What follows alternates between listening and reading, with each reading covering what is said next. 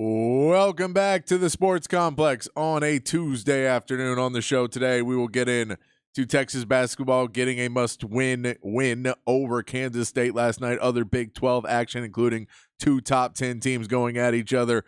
Some more Big 12 action happening today. Texas baseball has a midweek game, their first Tuesday game of the season as well. Talk a little NBA as well. Some future outlook for the teams in Texas in the NBA. Also get into some NFL talk. Jimmy Johnson made a statement that had some Cowboys fans buzzing. We'll get into the reality of that. Maybe some more Micah Parsons and some draft talk for Texans. We'll get to the Cowboys too. Don't worry. We talk about everything here on the Sports Complex, including your text messages. 512-447-3776. 512-447-3776 is the text line for you guys to jump in, join the conversation, whatever you guys want to talk about. We'll talk about it here on the show, sports related at least, or at least vaguely sports related. We try to get to everybody's text here on the show and get to you. This is what I say. You guys drive the show. I just try to keep it on the rails. We'll get to that. We'll get to Patrick's Big Fat Poll of the day today as well. I hope everybody's having a good Tuesday. I know I've talked to you guys about the gym before and going, and my problem of if someone's on the machine, and like there was one I worked a long shift, and I got done with work, and with everything I do around here, I was done by about like 11, and then I went and walked my dog, and then went to the gym after that. So I might get to the gym about midnight, a little after midnight, and so there's not many people at the gym. And I still go, and when I come down to work out, there's like three people on the machines, and they're on the three that I would want. So it always is a thing. But then I saw this story that came out today that apparently in Northwest Austin, Northeast Austin, somewhere in North Austin, at an LA Fitness, that a man was stabbed because there was a guy on a leg press, leg day. Gets you in a bad mood on the leg press, and he's working it, and then some other guy comes up and he's like, "How many sets do you have left?" Is what you guys told me to ask, and the guy said, "Get lost." So the guy was like, "All right, whatever," and then the guy gets up and he goes to the locker room, and so he says, "Okay, well I guess he's done with that." So he gets over on the leg press and he starts to do it, and then he gets up. And then he passes the guy who told him to get lost, and the guy stabs him in the butt. He stabbed him in the butt. I don't know what started this, but he got stabbed for just asking to use the machine. This is why I use my method, tried and true, that I stare full on at the person, the machine I want to use, and then when they turn and look at me, I immediately break eye contact and look away. So look, I don't think anyone's going to stab me over that. So I'm just saying, if you're worried, I was a little worried. Now I know. This is why I don't say anything to these people. They're crazy. They caught the guy. He was behind the gym. It apparently said, "I just got out of prison for this." So maybe not the most mentally stable guy around. But that was happening in North Austin today. So that's your gym. If you want an excuse to not go to the gym, be like, "Well, someone got stabbed at a gym today, so I'm not sure I'm going." Not the gym I go to, though. Not the gym I go to. Texas did play last night. In a game against Kansas State. It was a much-needed game. As we've talked about, there's now 5 games left in the regular season for Texas. We talked about it before this stretch when they had the bye week, that there were 7 games left. They really need to win all 3 of the home games left, and you'd hope to win 2 of the road games, but you have to win one of them, really, to secure your spot in the tournament and get yourself a position where you feel like you're not going to be playing, you're not going to be on that bubble and not having to watch too hard to see if you're going to be the last team getting in to the tournament. We've talked about that, but part of that is you have to win the home games. You have to win the ones, the teams that you're supposed to beat, and you're supposed to beat a K-State. They were 8.5-point favorites, did not cover that. It still was not a great performance by anyone. Dylan Nasu went out there and had a decent game. He got in a little bit of foul trouble. He had an issue with his knee at one point, came back pretty quickly off of that, but does end up with 20 points. Wasn't his best effort, but that was just no one on Texas seemed to get it going offensively. The quick turnaround after that Houston game into Monday, it looked like they were just very out of sync. But they've also looked out of sync.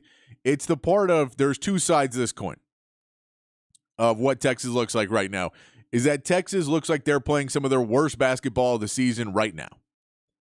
And I know they got a win, but that was not a pretty win, and that was against a K-State team that was playing really, really poor basketball. And you were able to still get that win. And Texas had points in that game where they looked better, but overall, that was not a great game by Texas to get that win. And so they're not playing great.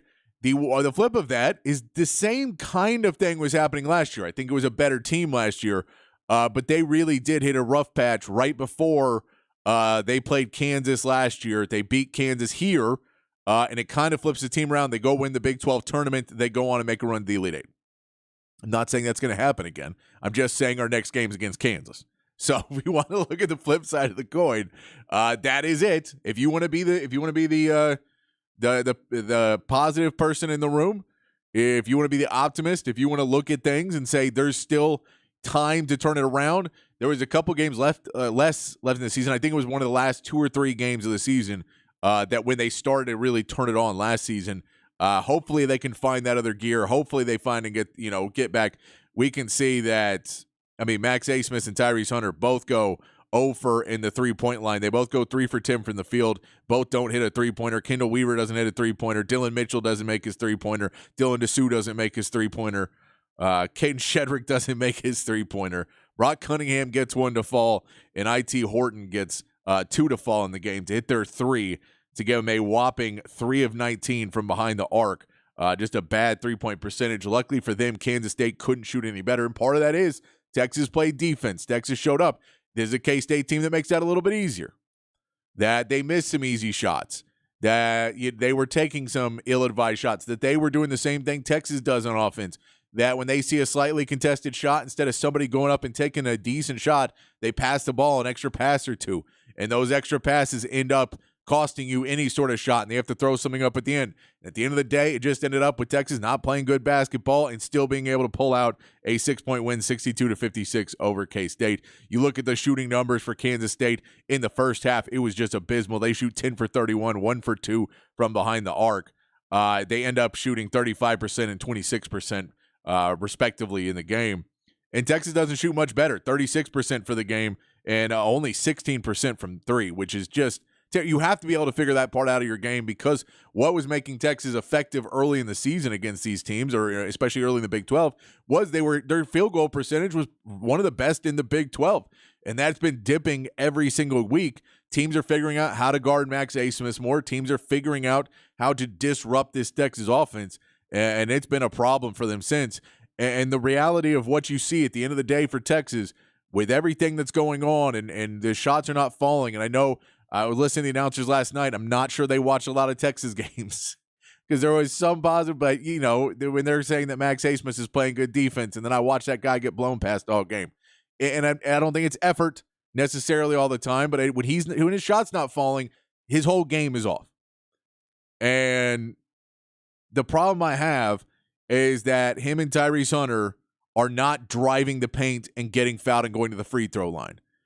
Age old, and we've talked, I say it over and over again until I'm blue in the face, and I know some of you probably don't want to keep hearing it, but the reality is, if you want to see your shot go in, you probably shouldn't keep shooting shots from 4 or 5 feet behind the 3-point line while you're on the move, not centered, and hope that shot's going to go in, and all of a sudden you're going to be, a 50% 3-point shooter again, when you haven't hit that shot all season long. You've hit it a couple times, but you're shooting, 1 for 20 behind, 4 feet behind the arc, and they go, he's got that range. No, he doesn't.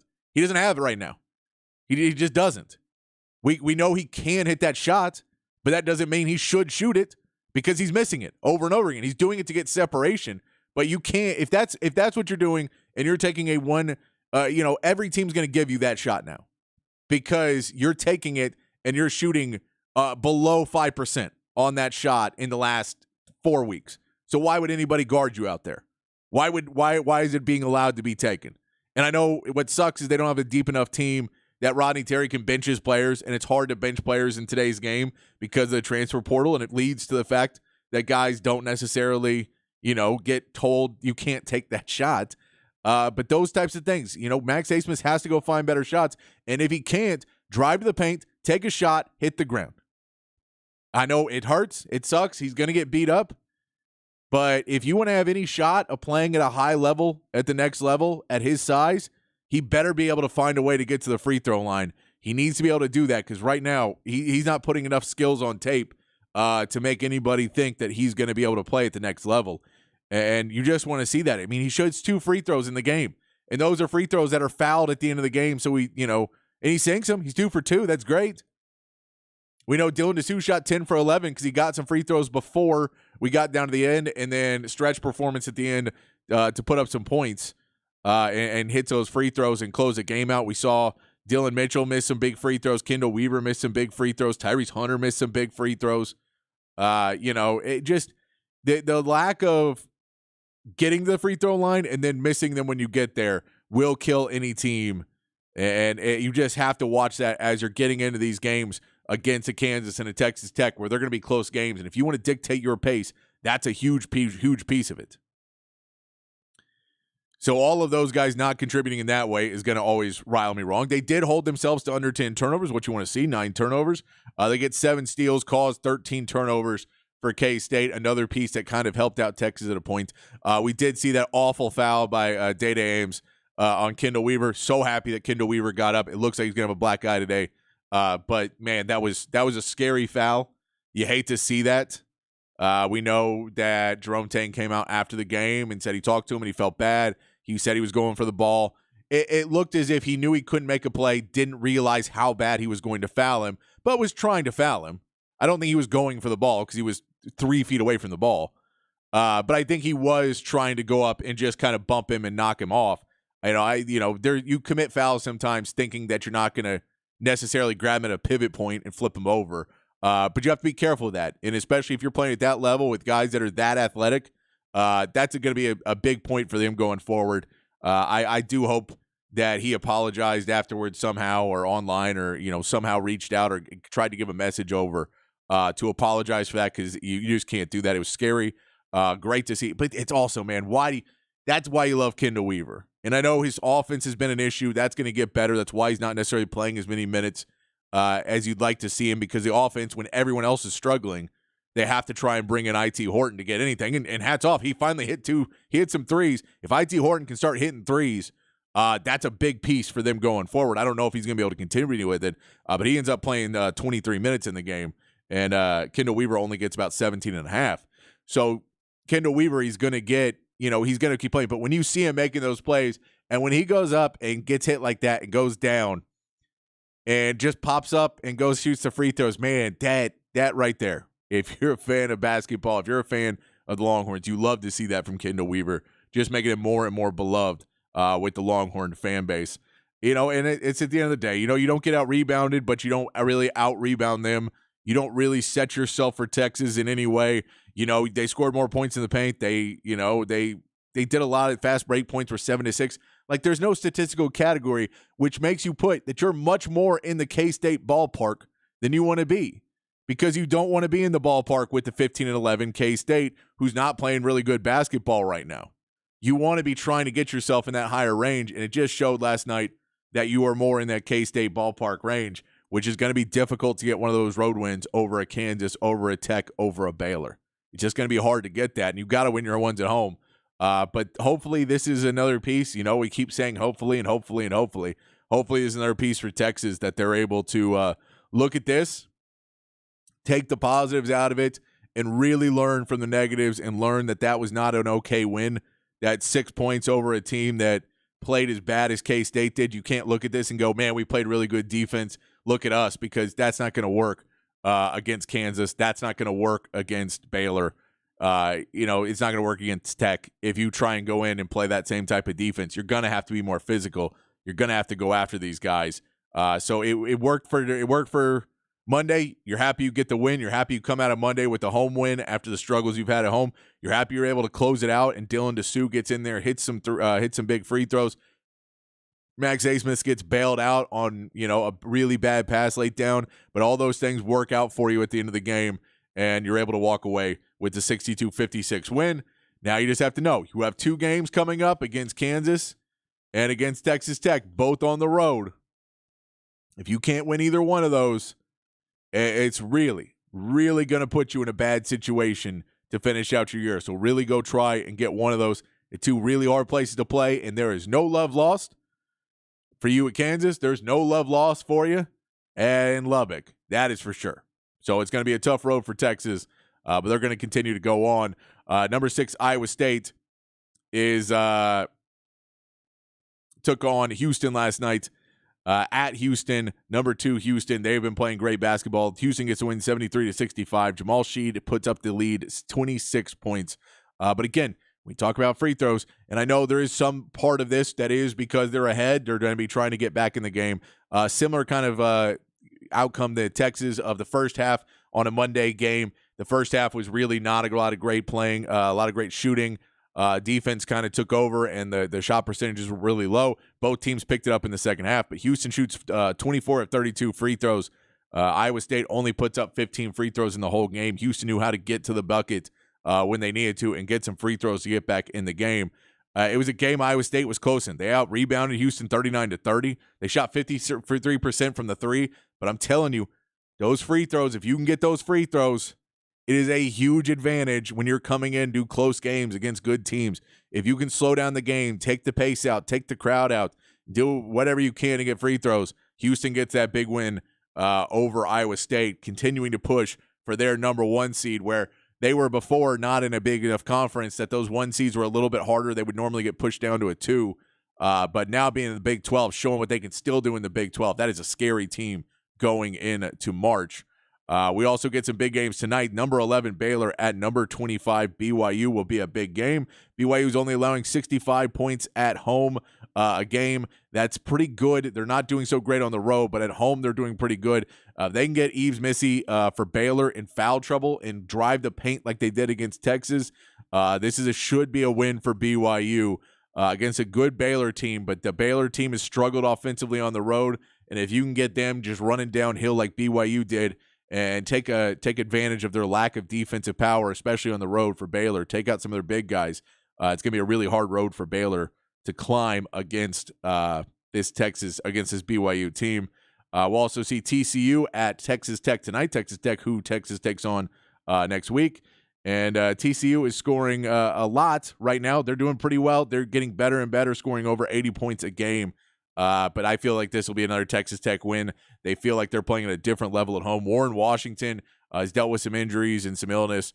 He will be playing tonight. If he protects the paint, TCU tries to get into the paint a lot. Warren Washington protecting it. He stays out of foul trouble. They should be fine in a game against TCU. And then outside of the Big 12, if you want to watch some top basketball, start to get ready for March as we're in late February and start to get ready for the tournament. Some of those teams, if you want to start looking at that are going to be in there that you may be looking at filling out your brackets, check out number 1 UConn at number 15 Creighton. You're going to see UConn on the road, a little bit of an equalizer there. UConn won the earlier matchup pretty handily. Creighton just won their last 3 games. They're playing pretty well. UConn just has that type of depth that makes it really hard to compete. But if you want to watch Donovan Clingan versus Ryan Kalkbrenner, those are 2 really good players. 2 really good big men, both 7-footers. And that's going to be a really fun matchup that I think if Kalkbrenner can, really take advantage of that matchup and win that matchup, it gives Creighton a pretty good shot in this game. But that'll be a fun one to watch tonight as well when you get to see UConn, who right now is the number 1 overall seed, against number 15 Creighton. That is it's just a good matchup and a good setup as you get closer and closer to March Madness. We also can talk a little NBA before we go to the break. I do want to get into this a little bit more, but we'll just kind of hit on it a little bit here about the outlook. The new NBA, the second half of the season, it's not really the half, but it's close enough. It's after All-Star break. We get into the second half of the season with all the Texas teams kind of figuring out where they're going to be going in. Games start back up on Thursday, but we can go ahead and start looking at the All-Star break. Now we can start looking at the teams after the All-Star break. We'll start with the Rockets. Rockets are in 12th place right now. They're trying to fight up for that 10 spot. We've talked about how important it could be for the Houston Rockets to be able to move up into that 10 spot, how important it could be for them to get a little playoff experience and get into that play-in tournament and give yourself a shot to play a real round of the playoffs with all the young talent on that team, with Jalen Green, with Jabari Smith. if you can get Amin Thompson some playing time as well. They just have a lot of good young players on that Rocket team. Tari Eason, Cam Whitmore, like those are all big players to try and get some experience. And we don't know yet about Fred VanVleet if he's gonna, he's supposed to expect to come back. Cam Whitmore is supposed to come back. Tari Eason's supposed to come back pretty soon. They're all being evaluated after the All-Star break. If they get their players back, they have a decent enough shot to make a little bit of a run, try and jump back up. The problem is those seeds in 9 and 10 are the Lakers and the Warriors, who are both trying to really put it together. They have a lot more experience. That's kind of who you're competing with to get in that 9-10 spot. And Utah's in front of you as well right now. So a little bit of a struggle to get to where they want to be, but it'll be a lot of fun to watch them down the stretch. They're going to be still fighting for it. This is definitely not a tank mode. This is a get into it and try and get downhill for this stretch run for the Rockets. The Spurs, they're in 15th place. They're 11-44 right now. I don't really think there's too much you're watching for in Spurs other than some Wemby highlights, and you want to kind of see more and more about some of the guys that you're not sure are going to be on this roster next season. Some of the guys you feel, can they get into it? Like two guys, Blake Wesley and Malachi Branham. They're both guards. Blake Wesley has stepped up as a much better defender in that point guard position. So you kind of want to watch the backup point guard position. Do they have somebody that they feel they can use, a backup point guard, backup shooting guard, could jump into an 8-9 man rotation? Can one of those guys show they belong in that group of players? You want to see how Sochan evolves with playing with Wemby. You want to see, Keldon Johnson, if he continues to thrive while he's on the bench role, where he's falling into more of that Manu Ginobili role. All those pieces. Trey Jones, another guy you're looking to see if he's really ready to be a starter in the NBA, or if, he's going to be the guy where, you forget about Blake Wesley and Malachi Branham, you're putting Trey Jones into that 6-man role or 7th man behind Keldon Johnson. You bring that in, and, because I think they're going to be looking for another small forward. Julian Champagnie is right now starting at that small forward position. I do not believe that will continue for a long time. I don't think that's what they want to do next season, but you can kind of watch and see, and you just want to see the progression, the team being more and more competitive, starting to fix the problems that they've had all season. That's what you want to see from the Spurs. And then, of course, the Mavericks, they're 32-23. They're in 7th place right now. They're right in that play-in. They would love to jump up. They're only they're a game back of 5th place, though. So they're not too far out of getting up to that 5th place, 6th place spot where you really want to be, where you don't have to play in that play-in tournament for a team that really gets beat up a lot. And they're really beat up right now. And Luka Doncic, we know he could use that rest at that end of the season. To see all those guys, the Mavs just really want to try and get healthy in this back end, but they really would like to climb up into the 5th or 6th seed. That's kind of the goal. If you get into the 4th, that's great, but the 5th or 6th seed is really, really want to climb to if they're Mavs. And build in PJ Washington. Find a way to try and get his defensive game up. We know his offense is going to be spotty and probably not real consistent. So if you can get his defensive game up, and you add Daniel Gafford, get his defensive game picked up a little bit more, you could add pieces, try and get that locker room right. We know the Grant Williams trade was somewhat done because they were worried about, the locker room fit, that he was not apparently going over well, that a lot of players didn't like him. He's moved on to Charlotte now. PJ Washington not playing a whole lot better in his games before the break, but hopefully a little bit of this time can be spent with Jason Kidd to try and get up to speed about the defensive side. The offensive side may come, but they have offense. There is other offense on this team. Kyrie and Luka will score some points. You're not as worried about that as you want the defensive end, and when those lapses on the perimeter come through and guys start driving the paint, you have a strong side and a weak side defender there with Daniel Gafford and with PJ Washington would really help this team. They just got to build up that defensive side there. If you can start being a rim protecting team with Derek Lively coming back, with Daniel Gafford, with PJ Washington, if they can get, they're all long guys. If those guys can start playing and have a more stout defense inside, that'll help this Mavs team a lot in trying to climb that, because a lot of these teams have a lot of offense. When you talk about the Kings and the Suns and just teams like in that group, they have a lot of offense, but they don't necessarily have the defense. But then you look at a team like Oklahoma City. Oklahoma City has defense, and that's why they're on a different level and right above that 5th spot that so many of these other teams are fighting for. And that brings us to our big fat poll of the day. Patrick's Big Fat Poll of the Day on the Horn. Text line 512-447-3776 is the text line. All right. This is the question. With all everything talked about what the second half is, we know that the Spurs may have a generational talent on their hands with Wembanyama. They have built teams before their championship teams. We know the Rockets have a lot of good young talent, and they have a really good coach in Ime Udoka. We've seen the growth in one season from where they were really just hard to watch last year to a fun team to watch and a team that's getting better if that team can get a little bit more consistent.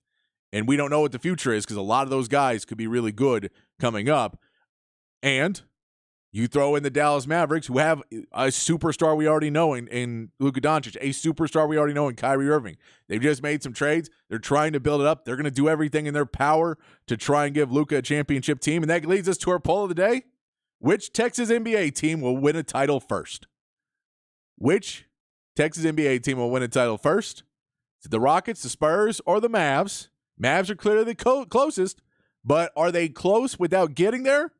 Does it give time for the other teams to catch up?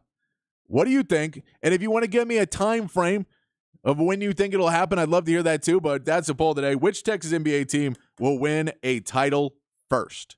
That is what we want to know here on Patrick's Big Fat Poll of the Day on the Sports Complex. All right, let's take a quick break. We will come back. We will start to get into the text line. We'll start to get in to some of what we're talking about and getting in to a little Cowboys talk as well from Hook 'em Up this morning. All of that in your text when we come back here on the Sports Complex on the Horn 1019, AM 1260, the Horn app, and hornfm.com.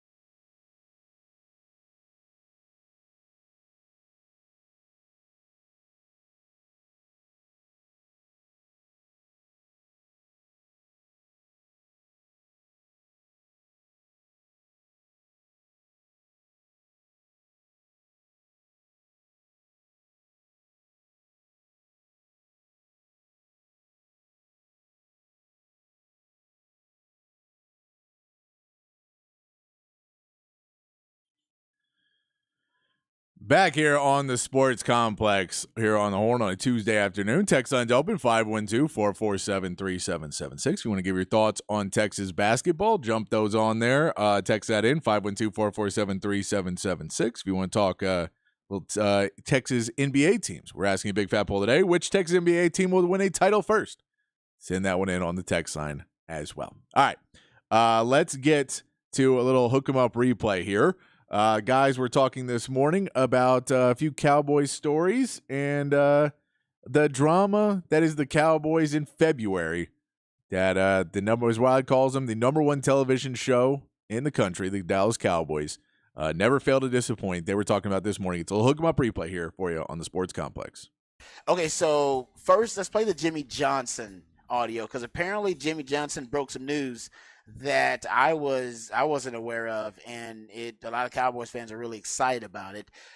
So here is Jimmy Johnson, who is now in the Ring of Honor. But he was on with 560 in Miami. I'm assuming this is. He was on 560.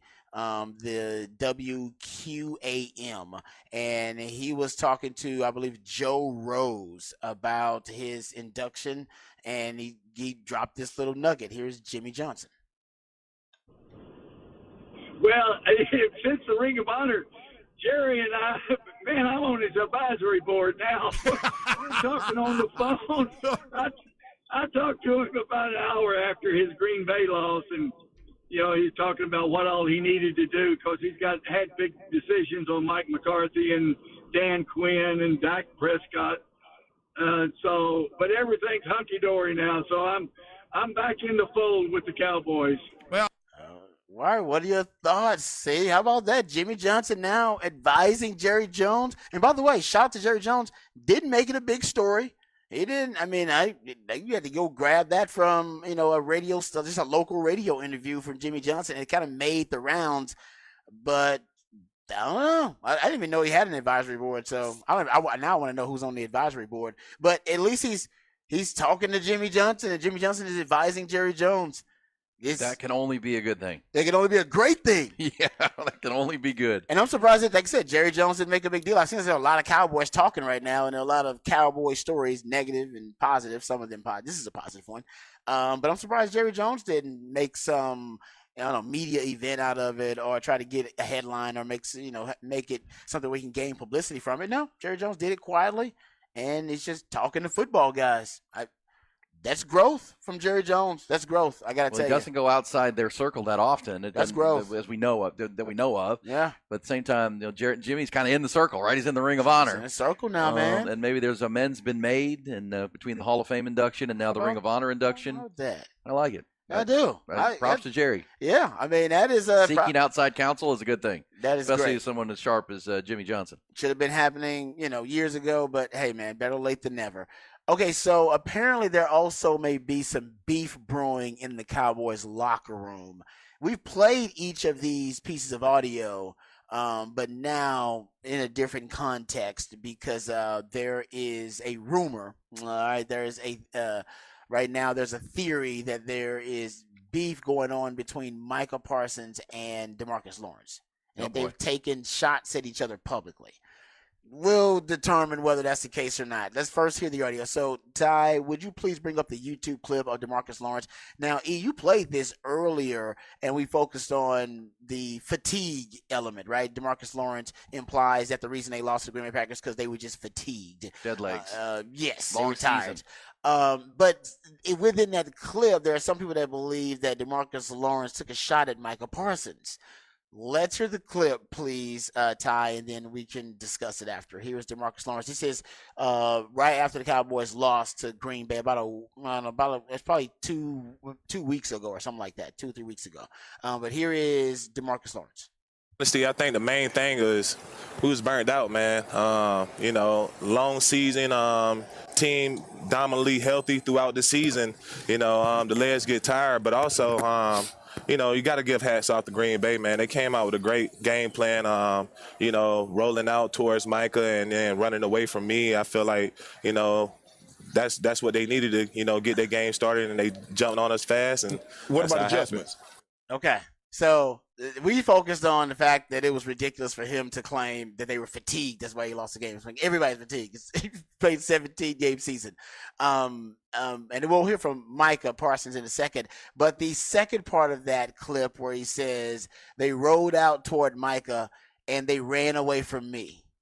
And I guess the implication would be they ran to Micah. They ran at Micah. He didn't say it. But that's what he implied. That no, they were running at Micah. They ain't running at me. All right, they rolled the pocket to Micah, and then they ran at Micah, which they did. They did. We talked about this. It was like, no, as you basically turn him into a liability as a run defender. When you're throwing the football, he may be the most impactful defensive player in the league because he's just a pass rusher. But if you just run at Micah, he is an average to below average run defender, and that's something he's got to get better at. That's what Green Bay turned him into, and that's why the power run element works really well versus the Cowboys. Do we think DeMarcus Lawrence was taking a shot at Micah Parsons? Intentionally, unintentionally? Or was he just stating what he observed? Yeah. That they were running they were running away from me and they were rolling the pocket to Micah. Well, I mean, it's not breaking news. It's what the teams did to them all year, right? When we go all the way back to Arizona, when they ran right at Micah Parsons and kind of they limit his speed by running right at him and get a bigger body on him. You if you're Micah Parsons, you could hear that and find concern with it or an issue with it. At the same time, it's not wrong. It's not a wrong statement. I can understand Micah Parsons hearing that and going, what? Hey, what?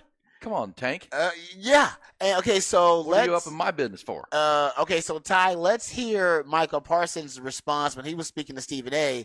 about DeMarcus Lawrence's comments that the Cowboys were fatigued, and now with a different kind of with a different perception potentially of these comments, his audio. Let's hear from Micah Parsons. DeMarcus Lawrence came on First Take Super Bowl week. They're showing ESPN every week. They won today in 12. And he comes on the show and he said, guys might have been a little tired. He said, because so much is expected of us. Every game is like somebody's Super Bowl. So we go through stuff that most teams don't go through, and I think that guys were a little bit fatigued. When you heard he said that, what were your thoughts? Don't get me wrong. Yes, I agree that teams play us like the Super Bowl. We are the Dallas Cowboys.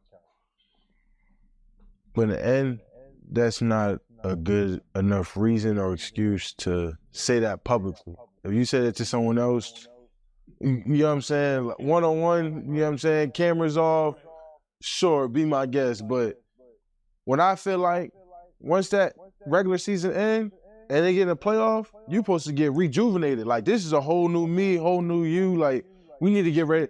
And that's part of that culture stuff where I was talking about, where I want to dive into the players that we got to change. Like, it should never, you should never go into a game like I'm tired, like I'm ready to go home. Because that's exactly what's going to happen, and it did happen.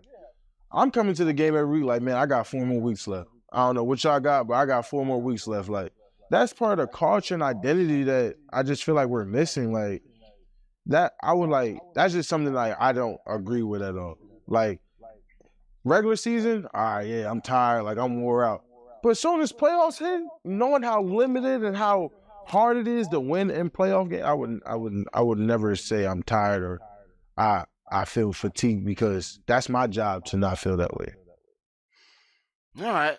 So it's the now I guess some people are saying that, that message by that response by Micah, that now that they may have some legitimate beef between one another, and that they, if they got a problem with each other and they got a problem with the mentality, that these are the two leaders on defense, that they need to settle it. So I don't know. I don't know if there's beef or not, but there are people that believe that they are taking shots at each other in the media. I don't. Because they're in the media a lot too. They're in the media a lot. They talk a lot. Like, that doesn't. You could have. He could have avoided it. I mean, he's avoided. By the way, Michael's avoided stuff like that before. We talked about the Jesse Holly thing. He chose not to even address it. He's like, I'm not addressing that, even though those were very, specific criticisms that Jesse Holly had about the football character of Micah. Micah didn't address it.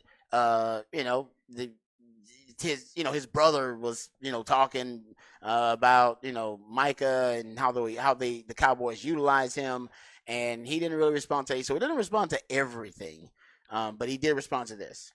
Yeah, it'll be interesting. I mean, Mike Zimmer's coming in to run the defense. He brings a bit of an ass-kicker attitude. And, he does. No nonsense, which leads right now.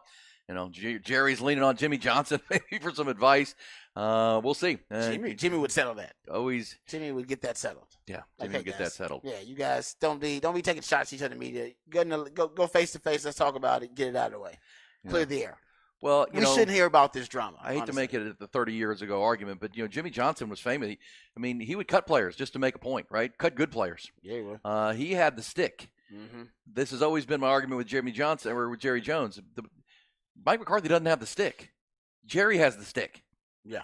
The coach doesn't have the stick. I agree with that. And that has always, for me, led to the lack of chain of command and the lack of leadership ability for the head coach. That everyone knows who the boss is. Like, the stick belongs to Jerry. You mean Jay, as Michael calls him? Yeah, Jay. Right, Jay? Exactly. Hey, what's up, Jay? Who we talked about in that interview with Stephen A. Smith. He sat in the owner's booth with Jerry for the whole Super Bowl. Yeah. Jerry got his buddies some tickets to the Super Bowl to sit in the box, and they talk. I mean, they don't go to Mike McCarthy to sort out details like you would with most coaches, right? Yeah. If you're in Houston, you got an issue, you go to DeMeco Ryans. If you're, this is where you go. Dan Campbell in Detroit, I'm looking at right now. That's the guy that handles business in the locker room. Jerry handles the Cowboys' business in the locker room. Yes, he does. This is a problem. Yeah. This is a problem. This is why, you're even further lame ducking Mike McCarthy, who's got no new contract for next year. What's how is he, Mike Zimmer can try to come in and sort out some issues if you do have an issue in your locker room on defense. But to me, that's always been a huge problem because we know who signs the checks. We know who the boss is. You should empower those you hire. Yes. And delegate authority to. And Jerry doesn't often do that. He often, he blurs the lines. Usurps. Yeah. He does. You're right about that. Yeah. That's a good point. Yeah. He's the commonality. He's the common denominator there that's been there that long. So you want to talk about the culture of the Cowboys and why they're a TV show. By the way, the number one TV star and the number one TV show in America, that's the Dallas Cowboys. But this is why they stay there. Because the drama. Well, typically, that we shouldn't have access to. We shouldn't even know about this. Right, drama. Exactly. Rod, you play in the league. But for me, in any industry, if a player goes to the general manager and says, look, I got this beef with so-and-so, go talk to your coach. Go talk to the coach. Yeah. If you go to the owner, he says, go talk to the coach. Yeah. That's why I pay the coach. That's what he's here for. He coaches the team. Not the case in Dallas because you go to Jerry. And that's where you air your grievances. That's true. It's always been the case. It's always been the case. Yes. Some of the issues with the Cowboys right now. Talked about their Hook 'em Up replay. Weekday morning, 6 to 11 right here on the Horn. I do want to throw out to you guys, though. I want to know what you guys think about the Micah Parsons situation. I'm going to talk about it a little bit more in the 5 o'clock, but it is an interesting situation of, how much power he is getting and how much they're so worried about keeping him. But how, at what point are you giving somebody too much leverage and too much to try and keep them that they're no longer the value and the commodity that you need? So you need them to be great. But if they're not going to be great because they're more concerned about other things, it's, and it's a LeBron James argument of LeBron James. Well, if you let him run your team, he can get you, and he's gotten championships for teams, or is he going to run it into the ground? And that feels like what Micah Parsons is at right now, except Micah Parsons is not at the level of LeBron James. So I get you want to keep him because he is an explosive and great player. But you have to be careful walking that line of making him the voice of the Dallas Cowboys who's saying, I get to say who stays and who gets cut. If you cross me, then I'm gonna go to my man Jay and come after you, and we'll try and get you to lose your job. That's where you have to start worrying about this Cowboys team, and I don't think Jerry's going to do. I don't think Jerry is quite doing that. I think Jerry maybe want to be friends, and I'll listen, but I'm not going to necessarily do everything you say. I'm not implying that, but it is an interesting piece. I'll talk a little bit more about the Jimmy Johnson piece too. I have a little different opinion about the Jimmy Johnson statement. It's still a good thing, but it's a little bit different opinion. We'll talk about that in the 5 o'clock too. But let me know what you think on the text line 512-447-3776. We'll take a quick break. We come back, we'll start getting to that text line and getting to the conversations you guys want to talk about. If it's Texas basketball, if it is the poll of the day, which Texas NBA team will win a championship first? Rockets, Spurs, Mavs. Who's going to win the first? If you want to throw in a time frame of that, you can throw that one in for us as well. Send that in on the text line, and we will get back to it. We come back here on the Sports Complex on the Horn 1019, AM 1260, the Horn app, and hornfm.com.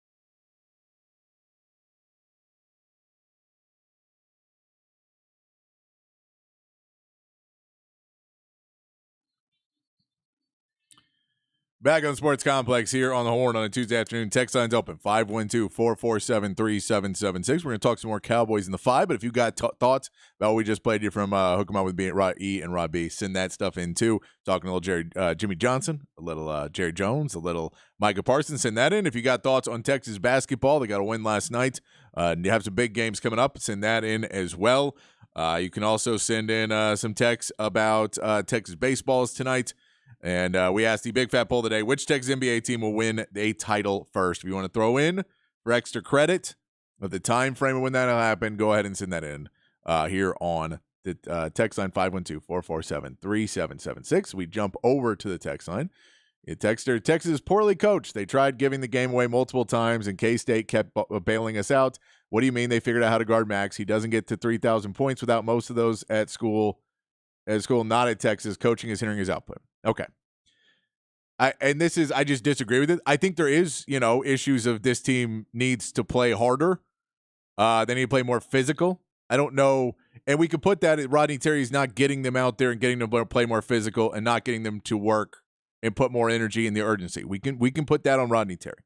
But on the court, he's getting Max Abmas open shots. They're scheming up his open shots. He is missing them. And if you want to know how he got to 3,000 points, it's because he didn't play against Big 12 defenses. He's under 6 foot. He's a strong guy, but he's not physical enough to really push off. So he clears space by shooting further away, and he's able to do this at Oral Roberts for 4 seasons. He's a really good scorer, but once you put him against better, more athletic competition, he's not the same player. And I think he's a better scorer than he's playing right now. He was a better scorer earlier in the season. I think he's a better scorer than he's playing right now. It's just right now he's playing really, really poorly, and he's continuing to impound it by making worse decisions offensively. And again, just get to the free throw line. Go in there and make a change and go in there. You have to get to the free throw line to make it. I get it. Like, I'm not taking away from what he did at Oral Roberts, but if you want to say, Rodney, that another coach would have suddenly got him all these points at 5'11", I don't think they would have. I think he would have come against this problem with anywhere else. Now, if they had 2 or 3 other scoring options, so if he's on, a Baylor where they have a couple other guys, or a Kansas where he'd be the 4th option on Kansas, he'd get more points because he'd be the 4th option. But on Texas, where he's the number 1 option for a lot of this, and now Dylan Dessou's taking over that role, I just don't. He hasn't been able to get the separation. He hasn't been able to hit shots when he is, and he's continuing to take harder and harder shots to try and get back into hitting shots instead of just taking the ones that are there where you can hit them and trying to move without the ball better and trying to get in other spaces. And, they're shielding him. They're just ball denying. And it's a difference of ball denying when you're Oral Roberts, and if you go try and ball deny Max Abmas, someone else is going to score on you pretty quickly because you're going to be double-teaming him. You also don't have a lot of 6'3 guys, 6'4 guys, 6'5 guys in the smaller leagues that are going to be able to stay with a Max Abmas where he can't just blow past him. And he does a really good job when he gets to the paint of creating separation. So if a guy's 6'8 and he's coming at Max Abmas and he doesn't have a huge wingspan, Max Abmas is really good at about 5'11", getting space out, getting outside of the arm reach, and putting the ball off the glass. He's really good at it. The problem with that is if they have a 7-footer and a 6'9" guy behind you and you're going into all of that traffic, you have to go try and get the foul because the shot, and now you may be able to bounce off of them and throw the shot up, but you need to try and make them afraid of fouling you, and they're not afraid of fouling Max Abmas because they know he's going to jump away instead of jumping in, and they know how to do that. And yes, they could be trying to coach him more, and we don't know. None of us know what's happening in the gym that, in those special, in the one-on-ones with the assistants and everything else. How much they're coaching him to do that and how much he's doing on the court. None of us know that. But to just blame his lack of productivity on coaching is a thing where you're taking the expectations out of Max Abmas that were never really proven and putting them on a coach you never liked. Because that's what you're doing. And I'm not going to go with that. I'll say there is issues. Rodney Terry's not showing right now that he's killing it. I still think he's a better coach than a lot of other people we could have ended up with. I think if we look at other teams right now with other coaches that people want more, they're doing much worse. But I get the thought in college basketball, it's difficult. And without Ron Holland and without Max Abmas not playing at the level he needs to play at. And IT Horton, hopefully he'll start hitting some threes. But they just had a lot of, offense riding on a few guys that aren't producing offense right now. And you could put that into the system's not great. And you want to, if you say they should be a more fast-paced team, that's fine. But if you're a more fast-paced team, then you take Dylan Dessou out of the picture. And if you take Dylan Dessou out, he's your most consistent scorer. So you're going to bank on Tyrese Hunter and Max Abmas being able to score in transition. And if you're just doing that and now your defense goes down, well, there's no transition without defense. So it's not set up perfectly for it right now. I get we can talk about issues we want, but if the issue is simply I don't like Rodney Terry, so all the problems are that, I don't think you're looking at the games the same way as I am. That's just my opinion. And again, the 3,000 points thing, we can't say, well, he had 3,000 points and he's averaging his career low at Texas. It's the coaching and not, well, he's playing in the best defensive conference in basketball. Like he went from Oral Roberts to the best defensive conference in basketball. The numbers were going to go down. If they went up, it would have been insane. But you knew they were going to go down because it's just a better defensive conference. Let's see. Texter following the Big Fat Poll today. Mavs will get 2 in the next 7 seasons, 1 with Kyrie and 1 after. The lifelong Mavs fanatic. I hope the Spurs become that formidable rival again. Rockets, who cares what's going on in that swamp?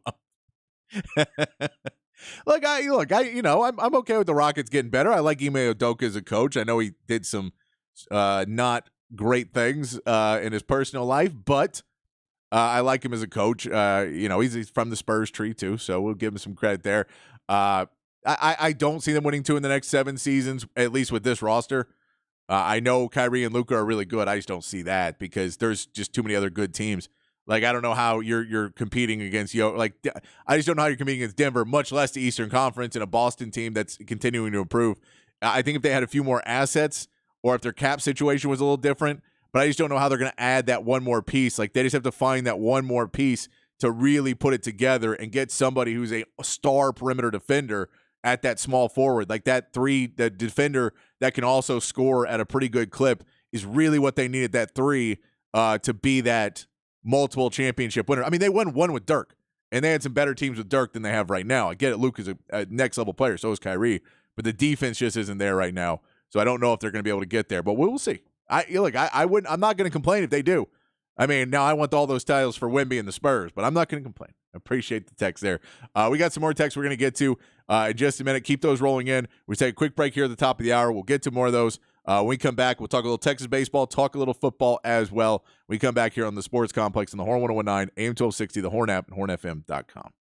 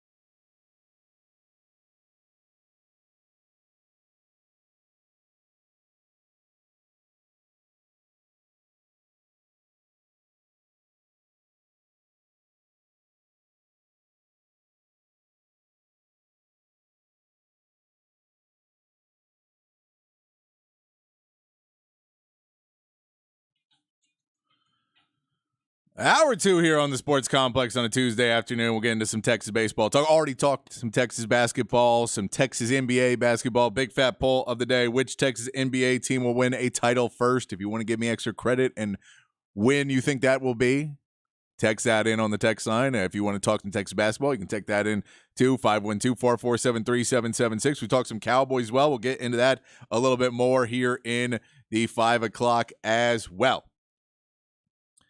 Hope you're all having a great Tuesday. I know it's Tuesday. I know it's the beginning of the week for some of you guys after President's Day yesterday. I know some of you having to go back to work. We were working yesterday, so I'm already on a Tuesday. I'm already in. I told you already about the guy who got stabbed for asking if he could use the leg press at the gym. And I don't know. I feel like I don't ever need to go to the gym again. It's too dangerous. It's too dangerous to go. I'll go to the gym again. But yeah, if you didn't hear that story, there's a guy in North Austin stabbed a guy because he asked him if he, how much time he left on the leg press, and he told him to get lost. And then when they passed after he used the leg press, he stabbed him in the butt.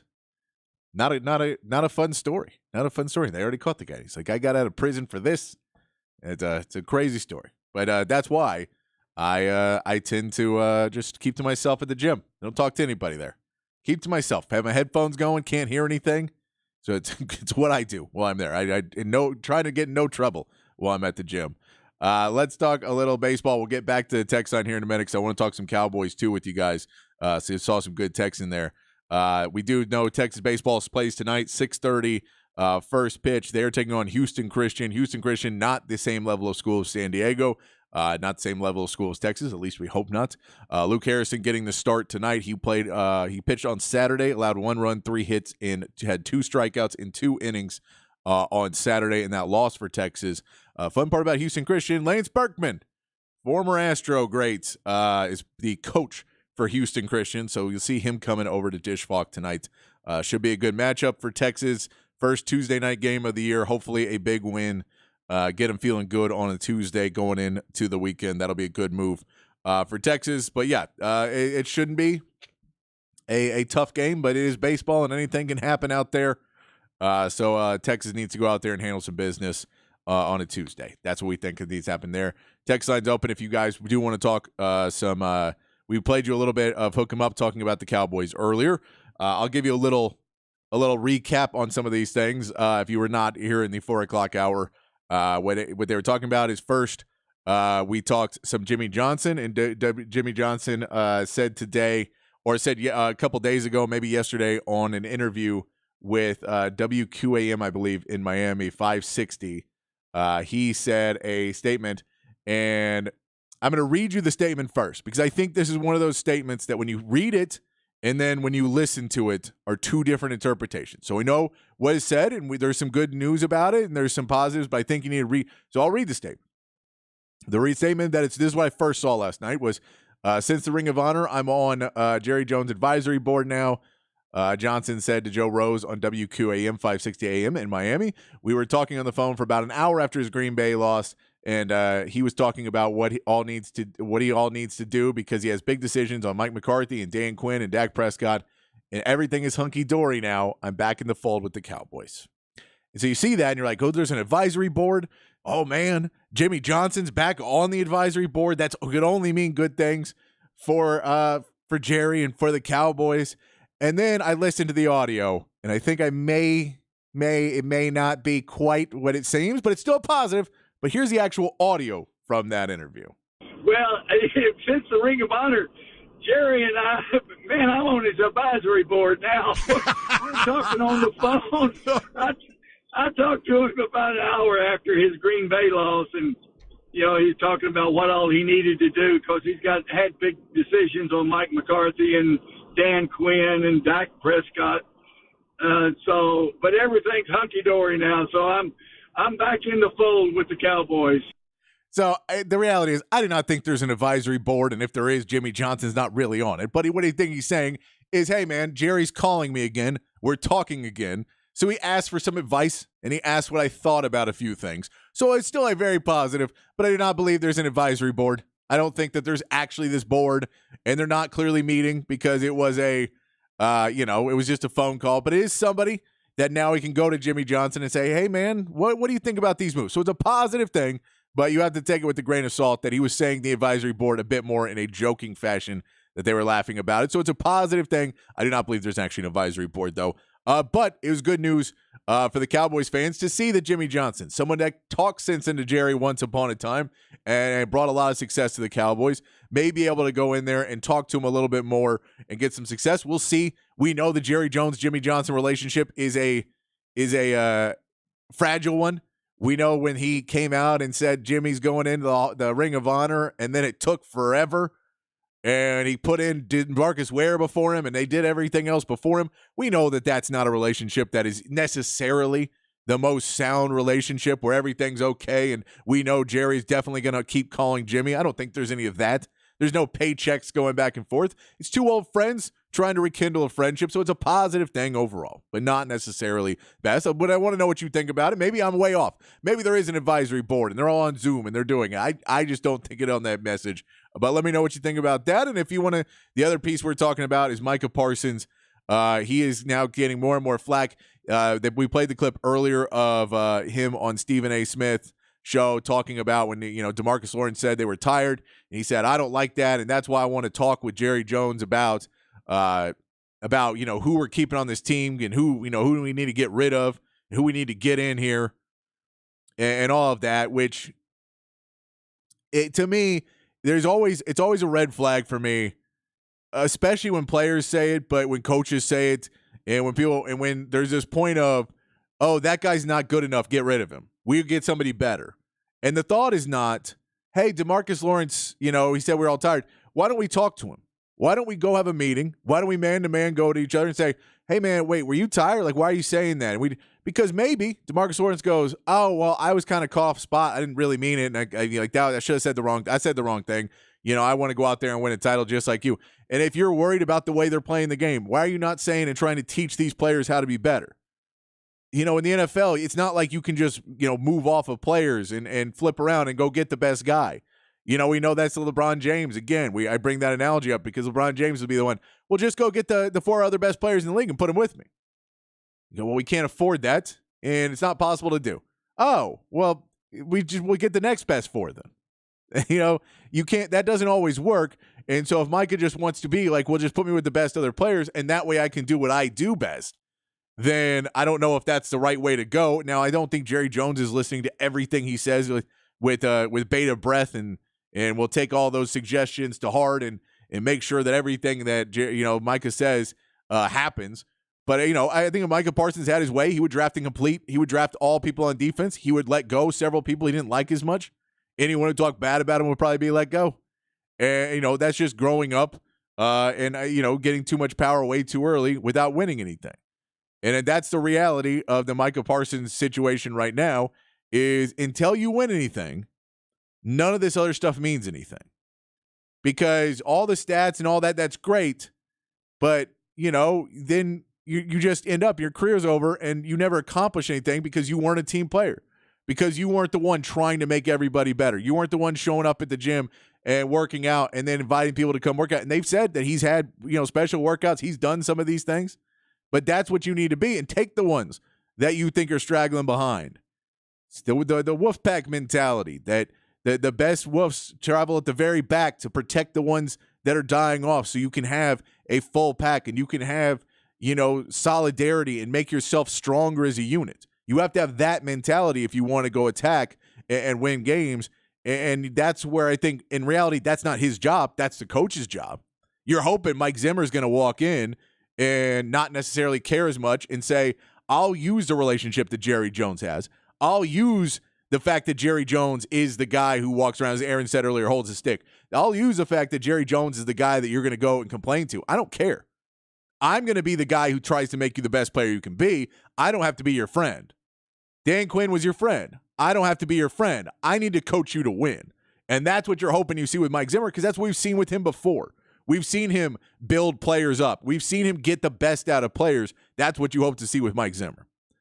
Let's get to the text line. Get what you guys think about this. We also got a little talk about the Texans, and we'll get time. We'll get to that as well, but I want to get to your text messages. Text says, great news about Jimmy Johnson back at the Cowboys organization. It's been well overdue. But at least Jerry Jones is finally putting the team first and his ego second. I will say, just for that, for now, let's add for now. I hope it stays. But for now, because we already know with Jimmy Johnson, he said he was putting him in the Ring of Honor, and it took time. And in between, there was some shots at each other in between. So all of this could be by next season. He could ask Jimmy Johnson who he would take in the draft. And Jimmy says, I take these 4 and I wouldn't take this. And Jerry takes the one he wouldn't. And Jimmy says, well, if you ain't going to listen, I ain't taking your phone call. And all that could happen. That's just hypothetical completely. But all that could happen. Or he could go out there and listen to Jimmy and they go win a Super Bowl next year. That's possible too. So we're going to hope for the best. But I'm going to say, I won't say that he's for sure in. There's no job title. There's no money changing hands. And until there is a contract, this can be broken off in any minute, any second. And Texter also says, but as far as Longhorn basketball, as like Chuck Daly of the Detroit Pistons used to say, I've got to have the defense. And look at what Kentucky just did to Auburn. Defensive leads to transition points and wins. I agree 100%. And I think that was kind of, the build of this team this season was you wanted Dylan DeSue and Dylan Mitchell to really anchor a defense. Tyrese Hunter as a perimeter defender. You wanted him out there. You thought Dylan Mitchell could guard as a weak side shot blocker and a guy that could come out and play on the perimeter and guard guys on the perimeter as well. You thought you could have those 3 key pieces. You had Brock Cunningham and Caden Shedrick, both other guys you thought were going to be big pieces of your rotation defensively. And then Max Abmas and Ron Holland were going to be your offensive pieces. And Ron Holland didn't end up coming. He went to the G League. And Max Abmas, just hasn't been able to find it. And he did some points in the season, has won them some games this season for sure. And he's probably lost them some games this season. But that was kind of the bank of the setup of it. You knew Dylan DeSue was going to get you some points as well, but you were building it around a couple guys that were going to score a lot of points for you. And IT Horton was supposed to come in and be a knockdown shooter, shooting 45% from 3. That didn't quite work out. So I think that there was a piece where the roster construction was one thing, and it just hasn't been enough of those players didn't work out this season. And that's kind of what happens when you hit the transfer portal now, is it's quicker than recruiting. Because in recruiting, you had to recruit guys, and hope in 3 years they were going to get to where you need them to be. And now you're getting a guy in and, you basically hit or miss every single season now. That's just what you have to do is you have to go out and try and play the transfer portal. But they're going to hit or miss every season. And this season they just missed on too many guys. And Max Abmas is not a full miss. Again, Max Abmas, as much as I'm critiquing him and criticizing Max Abmas, I also fully know, and I'm hoping, I have all the hope and drinking the hopium all I can, that Max Abmas finds his shot in the next 2 weeks and all of a sudden is the biggest player in March Madness and sets records and puts up another 200 points in the next 2 weeks. I hope all of that.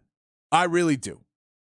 I don't know if it'll happen. I know he has the ability. I know he can score at a high level. If those shots start falling, because we've seen it this season, when he gets hot, he gets hot. So if he gets hot, that's what the hope is. But he just hasn't been able to do it at all consistently this season, and it's really hurt because I'm with you. The defense needs to lead the way, and the problem is when you're saying that it goes 2 ways. If you're missing every shot, you are now in transition defense all the time. You're not getting your defense set up, and it just compounds and compounds and compounds, and it has not been the season for the Longhorns this season, unfortunately. Jan says, let's see. We'll go all the way back. Which gym? This was in North Austin. LA Fitness in North Austin. You can look it up online. This was a story from today of the gym where the guy got stabbed in the butt. But that was in LA Fitness in North Austin.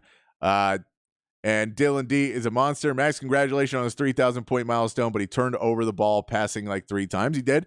And Tyrese Hunter, he's not done great with turning the ball over too. And, points and assists versus turnovers, both those guys have not been on the level they needed to be. Air balls on a few occasions by Tyrese from the 3-point line and free throw by Dylan Mitchell. Both those were not great either. I agree with you there. And agree with you on driving the basket. Man, they were shooting like me. God, I'm very concerned. And the shot, shots can come back, but you can't rely on a shot anymore. Like Texas just can't rely on it because we don't know if it's going to be there. You have to keep trying to find ways to have consistency, and then hopefully you add that on and you win by 20. But you can't rely on, all of a sudden it's going to come back and we'll be fine. And also love the S show and spat going on in Dallas between Micah and Dexter. I love it all. Yeah, no, between but the Cowboys staying in drama in February, it's always for someone who hosts a show every day, you can't complain about it.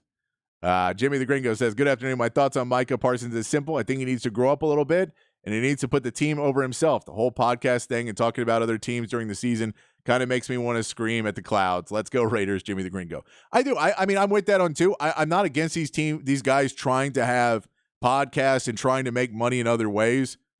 But again, I want you to get, acclimated to the league and where you're the guy and you're able to do these pieces before you come out and start alienating teammates and really start trying to make yourself this polarizing figure when you're not the top guy at your position. You could be. Everyone believes you could be the top guy at your position, but you're not. And, I mean, heck, people don't even know what your position is anymore. Because you want it to be one thing and the Cowboys want it another, and we get that part of this is money, but also part of it is they can't stop the run, and you're the most athletic guy. Please go out and help us stop the run. Say, no, because I want to get paid, so I want to get that. And if you just want to get paid, are you really the guy to help win a Super Bowl? So there's questions to be asked. I think Michael wants the right things. I just think he wants too many of the right things, and you can't get everything. You can't always get what you want. That is what Micah Parsons, he needs to listen to that song a few times. You can't get everything. Not everything. A lot of good things. Not everything. Another texter with our poll question. He says, Mavs in 2 years, they get a third superstar and pull it off. I would love to know who that third superstar and how they get him is. Because I feel like the draft is pretty much the only way. They've traded away a lot of their picks. In the free agency, they just don't have the money. So if you're getting a star, it's going to be really, really hard to get one to add to this team right now. That's kind of where, they've just – like the fact that you gave up a pick swap with San Antonio to get the cap room to get Grant Williams, and then you traded another pick to get rid of Grant Williams. Those types of decisions have cost you in the long run of trying to be able to make this a long-term decision. Texter says, the Rockets will get one within the next 4 years. The coach is incredible, Derek. I'm a big fan of Ime Udoka. I don't know if they'll get one within the next 4 years. They're going to have to try and build it up a little bit more. They're going to have to try and, find who their guy is, because right now they don't have a guy. But if they can get a little bit more cap room, we know Dylan Mitchell is playing pretty well for them. Fred VanVleet's playing okay. If you can get a little bit more out of him, and then if Jabari Smith or Jalen Green really takes that next step, if Şengün can start to play a little bit better defense, become a little bit more of a team player, I think they have a lot of hope. And then we also know what Amen Thompson, he's shown flashes of a lot of talent. If he can continue to grow, they're going to be a really hard team. They'll get kind of in that Oklahoma City range. The big question with the Oklahoma City part is, do they have their SGA? Do they have their guy who's going to be the guy on that team? I think that's a question for Houston to figure out. Texter, Omaha. Don't ask, bro. Yeah, I'm not sure. I can't see them all the time right when I'm saying them. But I appreciate you texting in. Nate also says, I hear excuses. It's not RT. I know you know the issue. In our time, we practiced hard and we played hard. Fundamental drills got so painful. No one does that anymore. And I'm not aiming at I don't know, GOML. I'm not sure. I don't may miss that acronym, Nate. But all these kids wouldn't know how to handle that. If it's an issue, let Micah go. We can get one more pressure in a playoff game with somebody else cheaper. No, I get that. I don't think you're going to let Micah go. I think now that it's a question of, if he comes out and says, I need to be the highest paid player and I want to be higher paid than, the next three guys and I want all this, then you have to let him go and say, you know what, it was great. We thought you were going to be really great for us, but you don't want to be a Cowboy. You want to make money and you want to be famous, and that's great, but that's never going to win us a championship. I don't think it's going to go that way. I hope Mike Zimmer kind of gives him a different opinion. He's basically had one coach since he's been there. I think that it'll help him to have a little perspective with another coach to let him know. I know he said too, well, I know what these other teams, they don't like it. I'm like, well, is the grass always greener? Is it always greener? And as far as drills and all that stuff, it sucks. But yeah, you just have to do stuff over and over again. And like, if it works, it works. I just, there's a part of it of where you're going to grind. And when you look at great NBA players, every single one of them, when they couldn't hit shots, got to the free throw line. It sucks. It hurts. It hurts to hit the floor over and over again. But why do we love Kendall Weaver? Because that dude got clotheslined in the face, hit the ground, and got up and shot free throws. That's what that dude did. And so you say that dude's willing to give up his body. You want to see everybody willing to give up their body for it. And, it hurts. It sucks. It's not fun. It's a bad way to, get in there. But Trae Young wouldn't be Trae Young if he didn't shoot 20 free throws a game. Get to the free throw line. You have to have contact. And they're going to hit you hard because they know if they're fouling you, they might as well make it count. It's going to hurt. You have to do it, though, because that's the only way you're going to get consistently 20 points a game. And if you can't get 20 points a game, then you're not providing the service that we need. And that's the reality. If you go, well, I only hit 2 shots, that's fine. You can have 20 with hitting 2 shots. Lots of guys have done it. Get to the free throw line. That's all I'm saying. You got to get to the free throw line. Who gets credit now when they win? Well, I'm not sure they are, but I think the team does. I get you're gonna put flag on RT, and I get if it turns around, if it goes, but he's getting open shots and he's missing them. What more do you want? Like what more could RT be doing for him other than letting him shoot the ball 20 times a game and him hit 2? What more can he do? I don't know what you want the coach to do. He's getting open shots. He's missing them. He will not go to the free throw line. He will not sacrifice his body. It's fine, but if you can't tell me he wants to get out of a shooting slump and he's refusing to go to the free throw line. Those two don't go together. Because every great shooter, every great scorer goes to the free throw line. It's part of the game. And everyone does it. And if he's not willing to do it, that he's not going to be great. He can be really, really good. But he's going to be one of those ones like Doug McDermott that is, scored 30,000, scored all these points because he could shoot really well on a lower league. He'll be one of those. I hope he's not. I hope he turns it up. I really do. And I know he has the talent to do it. He just has to make the decision. Do I want to put my body on the line to be great and try and win? Or do I just want to try and keep shooting and I'll shoot myself out of this slump and I'll get out of it? Oh, no, the season's over. That's the question. We got a few more texts coming, so we'll take another quick break. We'll come back, get to more of the text line when we come back here on the Sports Complex. Keep those coming in, 512-447-3776. Keep them coming here on the Sports Complex and the Horn 1019, AM 1260, the Horn app, and hornfm.com.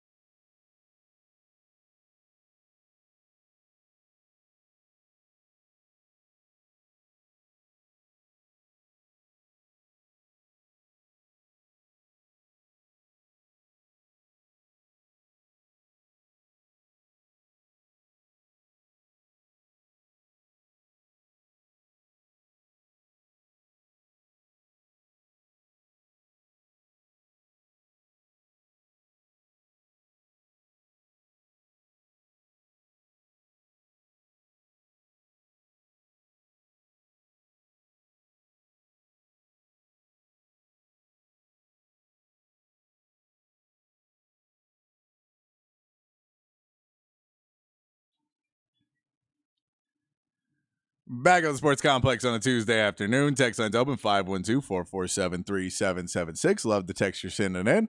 I will shout out to Dave Ram. I did misread your last text. I appreciate you texting in. I said I was talking about Jerry and Jimmy, who gets credit when the Cowboys win. Again, I will stick with my answer. It's the players. It's the team will get the credit. We know who will take the credit is Jerry. That's we'll say takes the credit will be Jerry. I appreciate you, Dave. I'm always a good texter here on the show. Appreciate you there. Texter says, let's see. Dak will try too hard. McCarthy will try too hard, along with dissension within will produce a worse season than this one. I'm still on the I don't think a worse season is necessarily the worst thing. I think the same season is the worst thing for the Cowboys. Like 12 wins and losing in the first 2 rounds of the playoffs is the worst thing for the Cowboys. Because that means all of your decisions are we either have to blow it up and, we're just a 12-win team. And how do you blow up a 12-win team? And how do you fix that? And do you keep Mike McCarthy because he's winning you 12 wins? He's getting you 12 wins every season. But if he wins 9, then, yeah, you fire Mike McCarthy. You try and figure out. Now, I do think you should draft a quarterback this year, too. That's just my opinion. And try and figure out if you're going to keep Dak. I know they're probably going to sign him to extension to make the salaries work. I think it's, probably the smartest move you can make, the right move. It may not be – it's the safest move. It's not the really fun move where you're going to risk it and, you're paying 56 and we're going to go try and throw it up against the wall and prove to me you're the best. And then you'll go make the contract, go win the MVP and win a Super Bowl, and then I got to pay you all of this money. Sure, that's a risky one.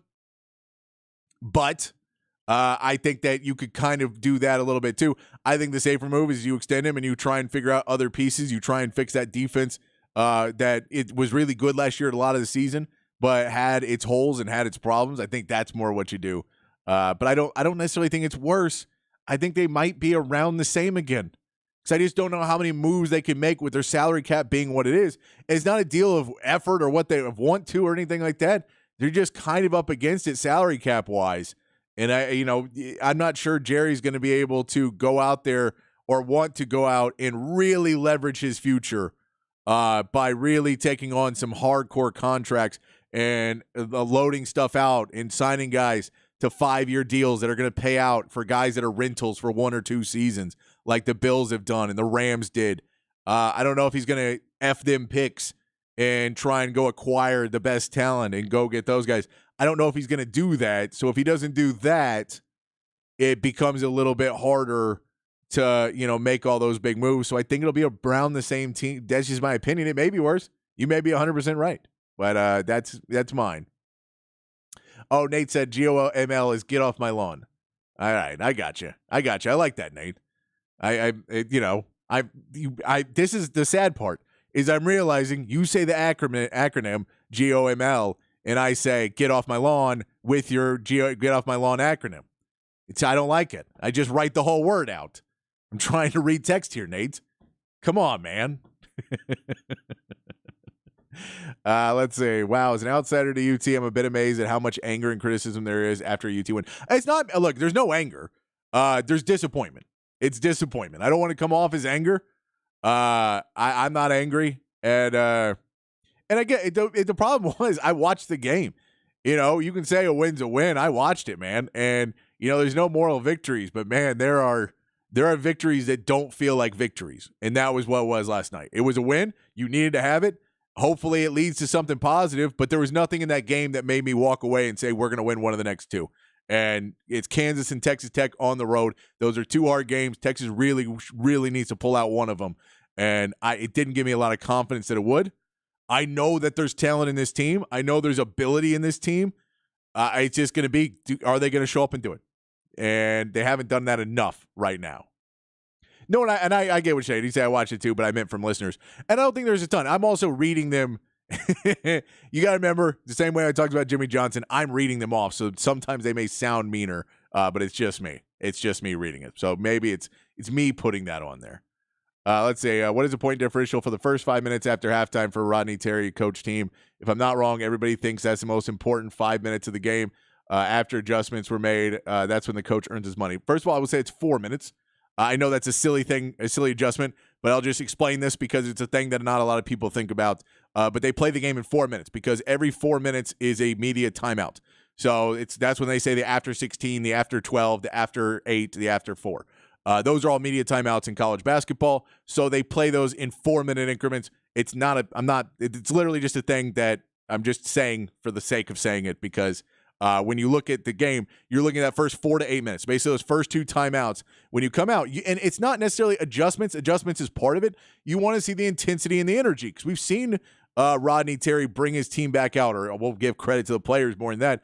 That we've seen him come out in the second half and play with a lot more urgency and intensity, but they do that a lot more when they're down than when they're up. In this game, they came out and weren't necessarily – there was never any urgency in this game. It felt like there was some at the end, but not necessarily where you wanted to see it all the time. And I don't know the number off the top of my head. I have to go look it up. I'll see if I can find it some point tonight, tomorrow.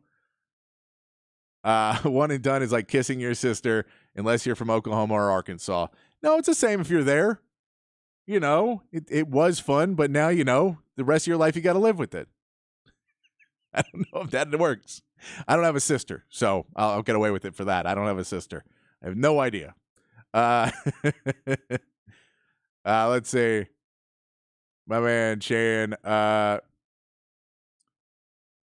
Also, like your take at the perhaps Max has lost his legs now that he's playing the grind against gauntlets against the Big 12 conference.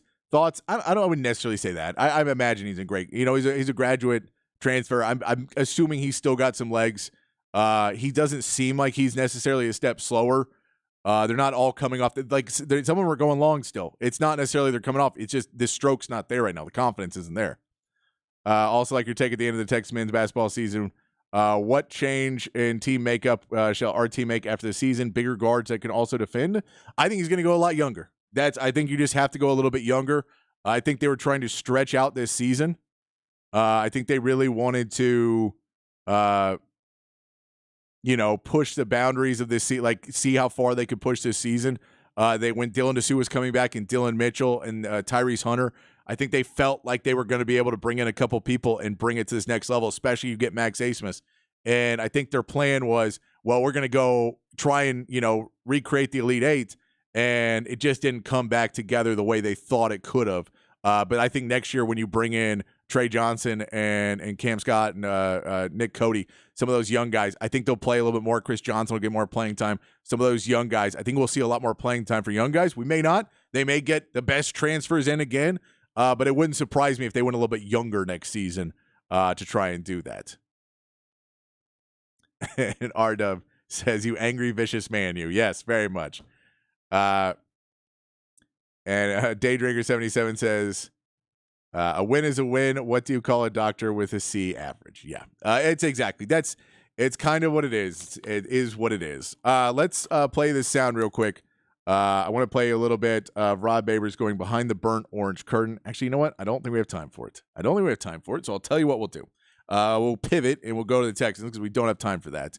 We'll go to a little Texans talk before we take a break and wrap up the show. And we'll get back to the text line 512-447-3776. You guys keep sending in text. We'll come back to that in just a minute. We'll hit this so we can have a little bit more time for text at the end. I do want to talk to you about the Texans in the draft and some stuff I'm starting to watch in the draft. I'm starting to look out more at the mock draft, starting to see where people are looking, reading some of the stuff about the Texans and Cowboys, where these teams may be going to, what they're kind of looking for in positions. And something I keep seeing for Texans in a lot of these drafts is wide receiver in the first round. Adonai Mitchell is being thrown around a lot in those. We've seen Brian Thomas Jr. from LSU. That's another guy who's being thrown around in there. We've seen some I know someone had a Dunze going there, but I don't think he gets down to 23. I don't know why they put him in there. And then maybe you get somebody like a Ladd McConkey if you get him in the second round. But I've seen Adonai Mitchell thrown around a lot in that pick. I've seen a lot of people saying wide receiver. I don't know if that's a first-round pick decision for the Texans right now. We saw what happened with Nico Collins last year where he really came into his own, and his stats will show you that in his numbers, when you especially look at some advanced analytics, he really, really had a good season. I think if Tank Dell is able to stay healthy, he'll have a really good season. I wouldn't use that first-round pick at 23 for another wide receiver right now. If it was my pick, I look somewhere else. But I've seen a lot of people going that way. It feels like they're going more on when Texas wide receivers all got hurt, that was a need. And in reality, I don't know if that's as much of a need as some other places. Another place like that is O-line, where a lot of people are going at Texas needing a O-line and saying that everyone was bad except for Laramie Tunsil. I think Juice Scruggs had an okay season for a rookie, and all the injuries he dealt with and having been moved around. I'm not mad at Juice Scruggs if he stays at the center position. Titus Howard was not terrible. He had injuries, got moved around a ton. He'll be over at right tackle. Laramie Tunsil's at left tackle. I think you spent a lot of draft capital and money on that position. So if you really want to move anything, you may want to go with another guard, but you can probably try and pick one of those up in free agency and not necessarily use another draft pick on offensive line, especially in the first round. If there's not a guy that's really there, if you don't want to take a guard in the first round, that may be where you want to end up there. So it takes away those two positions. If that's probably not where I go if I'm the Texans in the first round. Maybe it will be. They're picked 23 in the first round. That's a Cleveland's pick. Cowboys are 24, by the way. So both those guys going to be picking right by each other. They could still try and trade up. They could trade down. Those are also picks, too, that you could have. If I'm the Texans right now, you do look at a couple different positions on the defensive side. I think the linebacker position you could address. I'm not going to address it in the first round. The off-ball linebacker, I don't know if you're going to be able to find the guy in that first round. So I would say push that back a little bit. Try and take a few linebackers maybe a little bit later in the draft. Maybe sign a linebacker. That may be where you want to go with that. But you also have to go D-line and secondary. Now, the secondary, a lot of people have been saying that they'll go secondary. They get the kid Ennis from Missouri that a lot of people are having them pick if he falls to them at DB. That is probably the most needed position for the Texans long-term to bring in some help in that secondary. Derek Stingley Jr. has had a pretty good season this year after his second year, but you're going to need some more help. You know, Steven Nelson is out there. He's getting a little older. Jimmy Ward is getting a little older. Some more help in that secondary would probably be a big help for this Texans team. So if you look over there, the D-line, there's not probably going to be a great edge at 23. Most of your top edges are going to be gone. So if you want to take an edge there, you can. You can look at some different people at the edge position there to pair up. If you're going to let Jonathan Grenard go and pair him up and have two young edges with Will Anderson. But I'm going to go out there. 23 may be too high, so you may trade down. But I know I'm a homer, but I think T'Vondre Sweat could really help out a Will Anderson. If we saw what Will Anderson did at Alabama when he had a really great interior D-line versus when that interior D-line was a little bit lower, the interior D-line for the Texans is not great right now. Adding a guy who can swallow up two offensive linemen every single play, who can also give you some rush in, who can also help stop the run. Everything T'Vondre Sweat can do. And we know some people don't think he's going to be able to do that at the next level as well as he did in college when he's going up against bigger and bigger men in the offensive line. We know what he did at the Combine. There's some people that don't have that faith in him. I'm a Longhorn fan, so clearly I got the faith in T'Vondre Sweat. That's an interesting pick, especially if they could trade down, get another pick out of it, and still get T'Vondre Sweat near the end of the first round. Could be an interesting pickup for the Texans. I like that one there. And then I'll throw in the tight end position as another maybe outlier. There's almost no chance Brock Bowers falls all the way to 23. You pretty much figure if he falls to 18, the Bengals would love to pick him up and pair him with Joe Burrow and try and create something there. But that tight end position, Dalton Schultz is doing well. But if you were able to get one of the top two tight ends, I'll say top two because you know what? We're homers. I'd say Brock Bowers. If you get him, yeah, you have any shot to get Brock Bowers. You pair him with a C.J. Stroud, and you build that relationship going forward with those two guys. That's your third wide receiver right there because now you have somebody that you feel you can use over and over again for a guy who's a really smart passer in C.J. Stroud and knows how to check down at the right points. I say Brock Bowers, if you can find him, if he falls to the past 15, 16, and you can find that right trade to get up and get him, I think that could be a really, really good comparison. But if you don't, maybe around the beginning of the second round, maybe you go out and you try and get a Jatavion Sanders, and you figure if you can make him work there, he still needs to learn how to block a little bit better to be the guy you need him to be. But we know what he could do at Texas. And you put C.J. Stroud and Jatavion Sanders together, that could be a really good team. I think instead of a wide receiver, I may be looking at tight end. I know Dalton Schultz is there. they're going to have to re-sign him. He's a free agent. But if you can add somebody young, when you see those top quarterbacks of all time and you think, man, Tom Brady when he had Gronk and Patrick Mahomes now with Kelsey, and even when you look at Lamar Jackson winning 2 MVPs with Mark Andrews and what he does at the tight end position, those guys that have tight ends that are that constant out that can pick up those first downs and keep moving the chains to allow you time, push the coverage in a little bit to allow a Nico Collins or a Tank Dell to get open downfield. That's something I'd be looking at.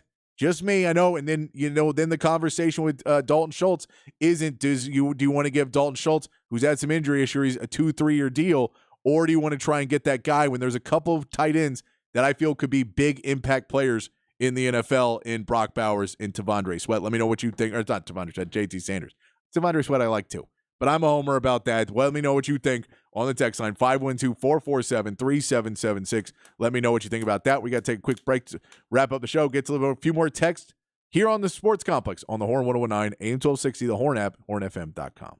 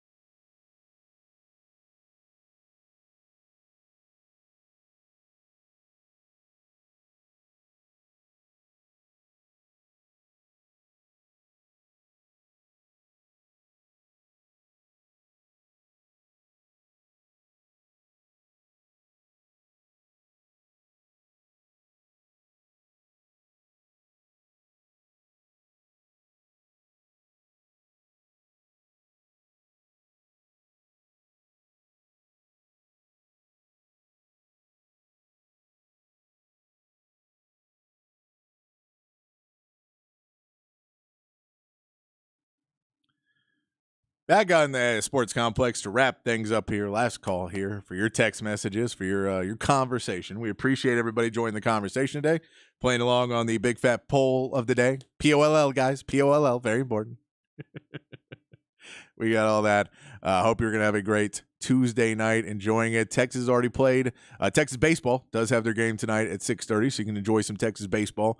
Texas basketball has already played. Texas women's game is tomorrow, I believe, so a little break there for you if you don't want to have a heart attack. Hopefully Texas baseball team, I know what sport it is, won't give us a heart attack. A couple more texts. WPI Parts Guy says T-Sweat to Houston. All for that one. We got a random texter number 69 says twist on the poll. Does the Texas men's basketball team win a championship first ahead of the Pro 3? And who might that be? I mean, I wouldn't go there yet because college basketball is just a hard one, and Texas has never won it. So I wouldn't go there first, but that's, I'm hoping. Chan says, PD love the Longhorns homerism for the Texans, of course. And we always love, by the way, I always really enjoy your show. Thank you. I appreciate that. I always appreciate someone giving some kind words here on a day. Nate says, have a good night, Patrick. I'll try and go out there and have a good night for you, Nate. I'll try not to get stabbed at the gym or get in too much trouble so we can come back tomorrow and do it all over again. We may get into what the Cowboys are looking at the draft tomorrow. Keep it fair and balanced here.